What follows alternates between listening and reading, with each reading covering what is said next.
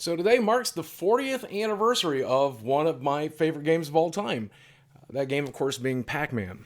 And I'm actually lucky to have a fair amount of Pac-Man memorabilia. Now, not as much as some people. Some people go way overboard, but I do have a few items around my house that show my love for this classic arcade game. And to say that I love it is a bit of an understatement because I've actually always considered myself to be the real life Pac-Man because I'm big, I'm round, I'm kind of yellowish.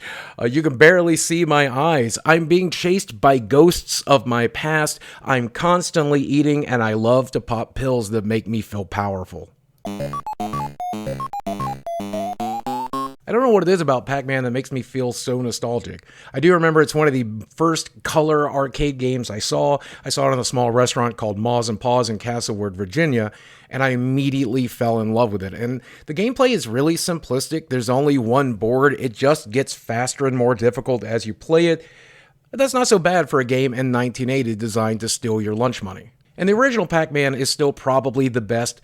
Of all the sequels, Miss Pac-Man is the only one that really seemed to improve on the formula. And when it came to any of the 3D platformers, I just never could get into it. Pac-Man in 3D or with like big graphic pretty backgrounds is just not Pac-Man. The only sequel that I've ever really truly enjoyed besides Miss Pac-Man has been the Championship series. And if you have not played those games, I highly recommend them. I mean, they are faster paced, they are different, they are a little bit easier, but at the same time, it's classic Pac-Man gameplay, and I still enjoy that to this day. I mean, I think it's kind of fascinating that there are no real modern Pac-Man games, and if you want to play old school Pac-Man or any Pac-Man at all, you got to look at folks like Arcade 1-Up to buy one of their classic reproduction machines, which I'm lucky enough to have in my home.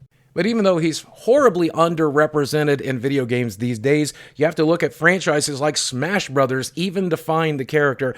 Pac-Man is the original mascot character. He is one of the most well-known characters in video games. We recognize him here 40 years later, and I think he's just as important as Mario or Sonic or any other mascot. And it's just a shame, such a shame, that Namco, Bandai, whoever owns these licenses just don't do a lot with it anymore. They really, really should. So this is just a quick little throwaway video to say happy birthday to one of my favorite video game characters of all time. Conceivably, the original mascot for video games, and my brother from another mother. Now that I accidentally shaved, I look more like Pac-Man than ever. Happy birthday, Big Yellow.